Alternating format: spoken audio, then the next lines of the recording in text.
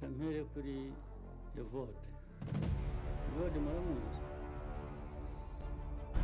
ngira ngo ubwabyo ni n'agahomamunwa sinzi niba perezida wa repubulika ari ugomba kwishakira opposition kuko opposition ze niki opposition no kuvuga ngo n'abantu turavuga ngo hari abantu bafite ibitekerezo binyuranye n'iby'ubutegetsi buhari ibitekerezo binyuranye bijyanye n'iki bijyanye n'ubuzima busanzwe bw'igihugu ntabwo ibitekerezo binyuranye ari ugukora ibyaha cyangwa se ari ukuzana amatiku cyangwa kubunza amagambo ku mugani wa mudamu uririmba kuko ushobora kuza ukavuga uti jyewe mu burezi dore ibyo nzakora ibihari ntibikorwa neza ubundi uyu Uwizeyimana Evode ni muntu ki witonze banza mve kano kantu n'uwakosheje na Evode n'abandi bashobora kuba wenda bafite amateka adasobanutse ariko nkibaza ko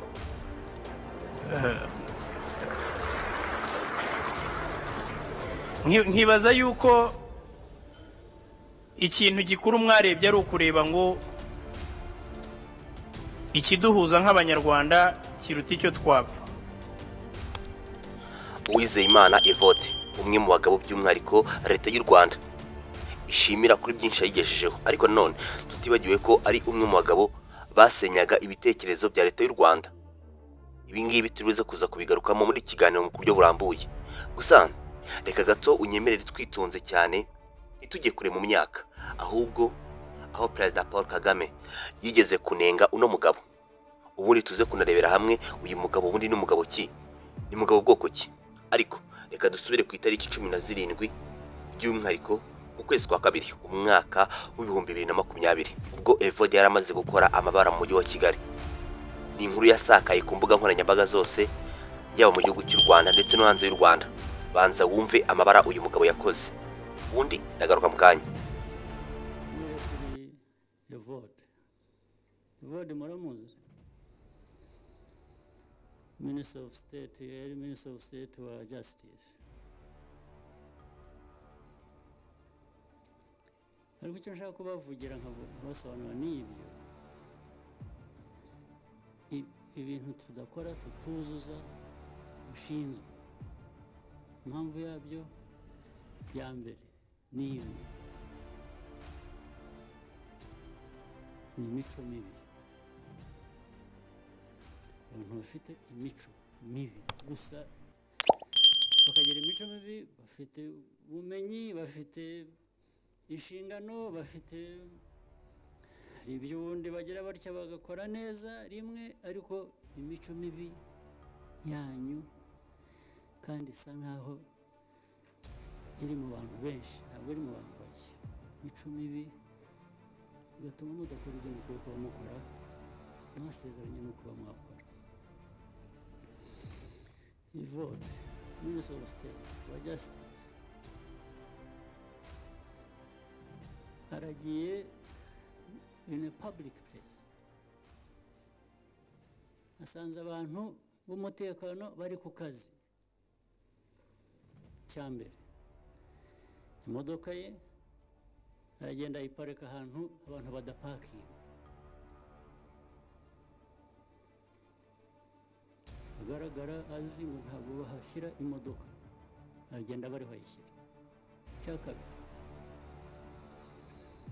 hari checkpoint I suppose abantu bose banyura muri iyo checkpoint kugira ngo bajye mu nyubako yajyagamo. Ahisemo kunyura iruhande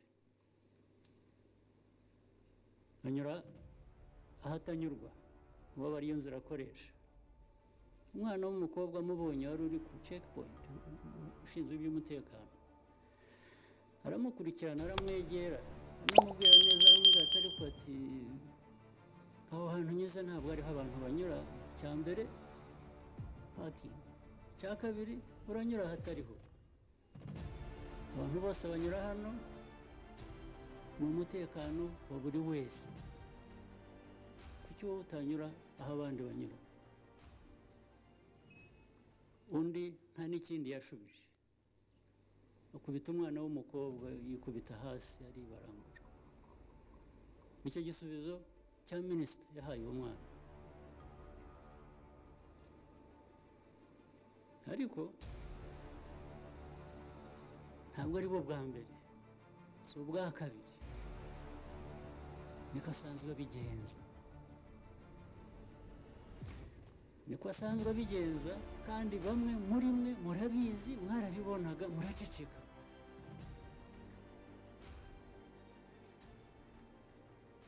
Ku rundi ruhande nimwe musa n'abana mweretse ko ariko ashatse yakwikorera nk'ibyo ngibyo.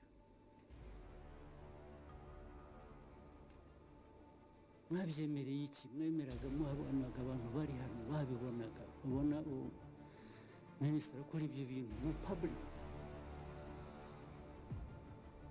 mugaceceka ntimugire uwo mubwira kugeza igihe kubise umwana akamugarika hasi, umwana uri ku kazi. Ubwo mwumva muri bantu ki niba mudafite imico? Naho bibereye ku bantu bamwe birasanzwe. Minisita afite uburenganzira bwo gukora ibintu nk'ibyo. Wamugira ute?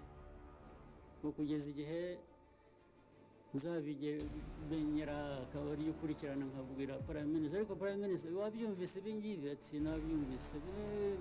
Minister wa Justice mwabyumvise? Abandi hanyuma byagenze gute?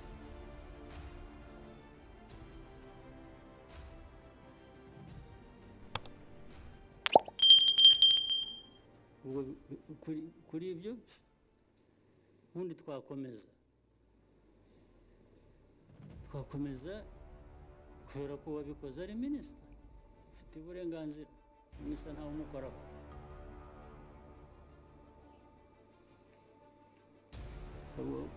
No kunabitindaho kuko nta n'agaciro bifite kubitindaho.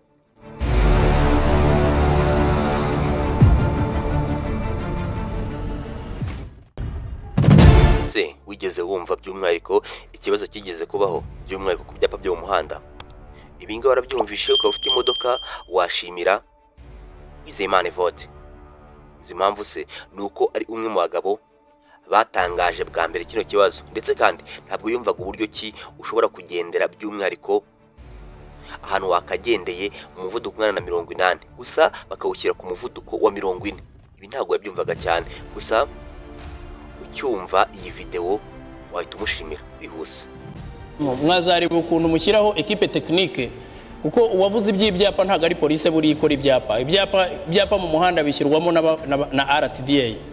Niba atari byo muraza kutubwira. Hari aho usanga bashyize icyapa cya 80 atariho gikwiye kujya, ugasanga hari aho bashyize cya 60 naho kidakwiye kujya, bagashyira icyapa ku muhanda bakandikaho ngo danger de quoi. Umuntu ugenda muri uwo muhanda twagiye tubyerekana, mukwiye kumapinga igihugu cyose iyo danger ukabwira umuntu iyo ariyo. Hari ibintu abantu bakora ukabona barakora ibintu batize, sincerely speaking.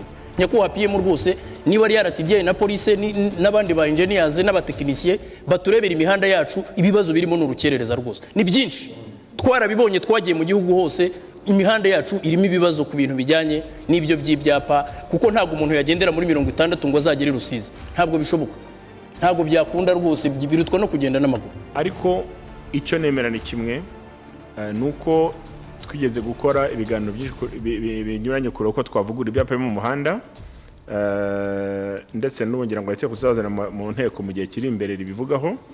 Noneho ariko dusaba ko igihe iyo legal instrument arahinduka hari ibyapa bimwe byabikozwe ko byo bidasaba itegeko. Icyo wenda ni speed nini ishoboka mu gihugu, ariko uburyo ibyapa bikorwa 60, 80, 70 na honorable Evode yabajeho mbere byo kugwa na RTDA, ubwo ni Minisiteri ishinzwe infrastructure.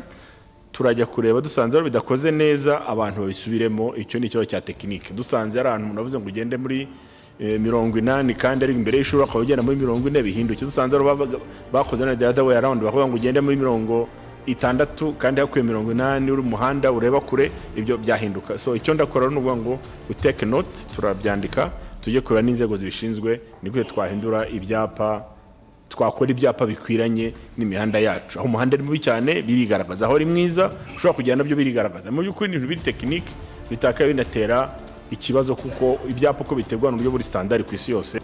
Reka munyemerere gato cyane duse nk'abacuruka inyandiko tuzicurukurire ku kinyamakuru Kigali Today.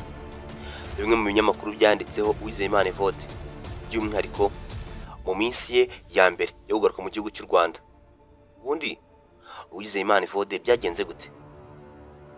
Nuko rero Uwizeyimana Evode hari ku itariki 23 z'ukwezi kwa kabiri mu mwaka wa 2014 nibwo inkuru zatangiye gukwirakwira ku mbuga nkoranyambaga zose zivuga yuko Evode Uwizeyimana yagarutse nyuma mu gihugu cy'u Rwanda, nyuma yuko ari umwe mu banyamakuru cyangwa se umwe mu bagabo bize ibigendanye n'amategeko, gusa akaba umusesenguzi mwiza cyane, aho yatangiye kumvikana cyane kuri BBC ndetse n'ijwi rya Amerika, Voice of America. Ahangaha yarari kunenga by'umwihariko ubutegetsi bw'u Rwanda, uburyo bukoramo ndetse n'uburyo buyoboramo. Gusa bitunguranye nyine ko namaze kubabwira, uyu mugabo ku itariki 23 z'ukwezi kwa kabiri 2014 nibwo amajwi yose yatangiye kumwasamira hejuru n'abanyamakuru bavuga yuko uyu mugabo yagarutse mu gihugu cy'u Rwanda. Kenshi uyu mugabo nk'uko yagaragaraga yumvikana by'umwihariko asa nk'asenya leta y'u Rwanda, byari bitangaje cyane. Gusa benshi mu twakita nk'inyangarwanda zatangiye kuvuga yuko uyu mugabo yaba yikoreye inkono ishyushye nyuma yo kugaruka mu gihugu cy'u Rwanda ndetse n'amagambo yajya gatangaza.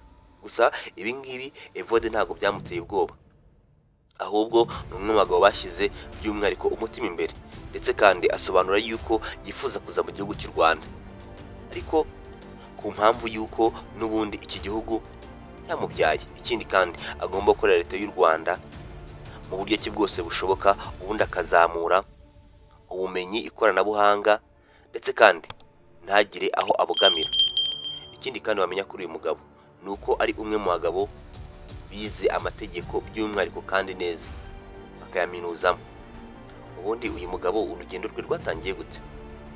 Uyu mugabo rero Uwizeyimana Evode yavuye mu gihugu cy'u Rwanda mu mwaka wa 2007 hari mu kwezi kwa gatandatu ku itariki 25 nyuma yo kuba umucamanza mu nkiko z'u Rwanda.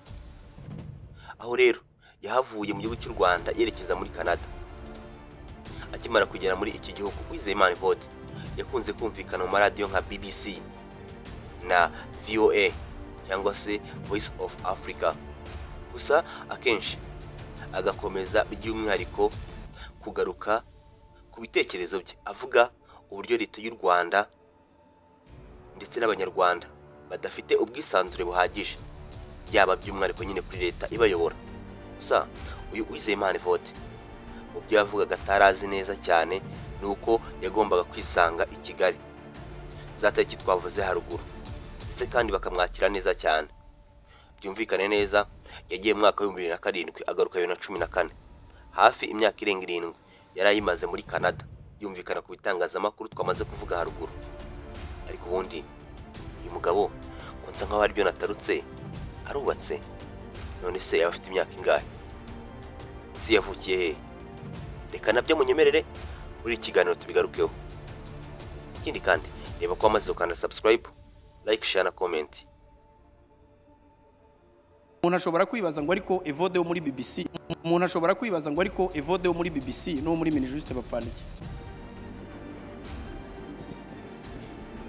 Ni kibazo wenda wakwibaza. Perezida Kagame aza i Toronto muri Rwanda Day yavuze diskuru yatumye njya gushaka itike ya kare. Yaravuze ngo abahashye ubwenge, abafite amafaranga bahashye ubwenge mu buzane turabushaka, abahashye ubushobozi turabushaka, ariko bahashye imico mibi mu igumane hano. Bo nisanga mu bantu bahashye ubwenge nibazaga ko burimo gupfa ubusa, kuko hari abantu warebaga ibyo ukora. Je nkunda kwikorera evaluation, self evaluation, abango ariko muri imyaka 5 ngeze hehe kurwanya leta? Eske ninjye nyine mfite timu rimwe? Ugasanga n'abantu barashaka kusobanura ibidashoboka n'amakosa abo bakoze, niyo politiki utarayijyamo cyangwa utaranavuka bagashaka kubigushyira ku mutwe. ngo ni wowe uzi gusobanura ibintu. Abantu basobanura ndi umunyarwanda iyo bashaka kuidramatiza bamwe barayidenatura bakavuga ngo igamije ngo kwemeza abahuti ibyaha batakoze. Et pourtant ce n'est pas le cas. Ndi umunyarwanda jewe yaramfashije nk'umuntu. Kandi niyo mpamvu mvuga ngo ngewe ndi igipimo cyuko umuntu ashobora guhinduka cyane cyane iyo ashobora kwiyevariwa akareba ibyo akora avec ces méthodes des méthodes qui se sont avérées inefficaces bon akavuga ati ibi bintu mu bwenge mfite reka ndebe ko nagira icyo nubaka hamwe n'abandi. U Rwanda ni igihugu cyiza, ni igihugu giha amahirwe buri wese, inclusiveness, ni igihugu gishobora kubabarira, ni igihugu gifite ubuyobozi buhamye, ni igihugu mvuga ngo kirakinguye, u Rwanda rurakinguye ariko ntirurangaye. Dusa nk'abinyuramo twihuse. Ubundi Uwizeyimana Evode yavutse ku itariki 14 z'ukwezi kwa mbere mu mwaka w'1970. Uyu Uwizeyimana Evode ni umwe mu bagabo bamenyekanye cyane by'umwihariko mu gihugu cy'u Rwanda. Gusa kuva ku itariki 16 z'ukwezi kwa karindwi mu mwaka w'2020 kugeza magingo anga ari kuva kino kiganiro ari senateri kugeza n'ubu ngubu nyine kuva 2020 mu kwezi nakubwiye ubu ni senateri. Ikindi kandi uyu mugabo ni umwe mu bagabo bakoze ibintu bikomeye cyane by'umwihariko muri leta y'u Rwanda. Mbere ho gato y'imyaka n'ibyo yagiye akora, yemera gato cyane witonze dusubire ku mashuri ye. Uyu ni umwe mu bagabo bize mu bihugu bikomeye cyane, dore ko yize muri university yitwa University Montreal muri Quebec, by'umwihariko muri Canada nyine, aho yagiye muri wa mwaka twavuze haruguru w'umwaka w'2007 akagaruka mu mwaka w'2014. Gusa nubwo yari muri Quebec iki gihe yifatanyaga n'ubunyamakuru yanyuzaga kuri BBC ndetse na Voice of Africa. Ibingibi bikamufasha by'umwihariko gukomeza kumvikana mu majwi y'abanyarwanda ndetse n'abandi bose. Ikindi kandi yavuze ko nawe ubwe yari umwe mu minisitiri by'umwihariko mu bavugira hanze basenya leta y'u Rwanda, akavuga ati ubu ni gute badi ndetse gatomanze kumvishe kano kantu kuri we, banza wumve kano kantu witonze ubundi ngarwe mu kanya. Isamuzo kandi subscribe utarayikanda reba ko amaze kwikanda. Sinzi niba Perezida wa Repubulika ari ugomba kwishakira opposition. Mu bigaragara rero by'umwihariko ku bimuranga, reka duhere by'umwihariko ku mwaka wa 2016 tugeze mu mwaka wa 2020. Uyu yabaye Minister of State for Construction and Legend Afraid in Minister of Justice. Gusa ibi ntabwo byatinze cyane kuko icyo ugomba kumenya mbere ho gato cyane guturuka mu mwaka wa 2014 igihe nyine yagarukiye mu gihugu cy'u Rwanda kugeza 2016 rero abaye Deputy Chairperson of Rwanda mu bigendanye na Law Reform Commission.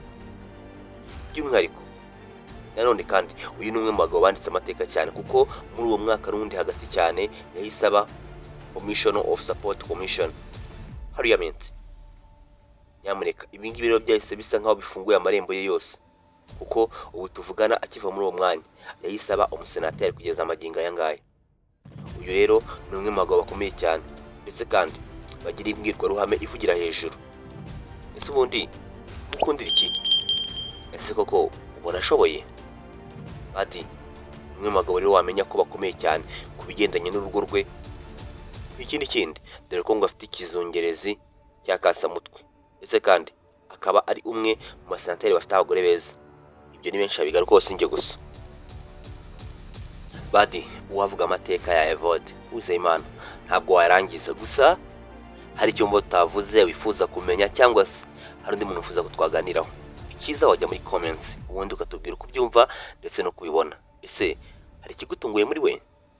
Ese hari igitangaza muri we? Hari ndifuza ko twaganiraho butase? Nyarukira muri comments. Ikindi kandi iki kiganiro ugisharinga inshuti zawe niba cyakuryoheye, ariko utibagiwe by'umwihariko no kureba ko wamaze gukanda subscribe, ubundi ibintu bikomeze bigenda neza cyane. Reka mbabwiye nti ibayita Igitabo TV Rwanda. Komeze mugira amafaranga, ubuzima bwiza, ibindi byose mwifuza muri iyi si. Ciao, Imana ibarinde. Ngiye banyita Mr. K. Ciao.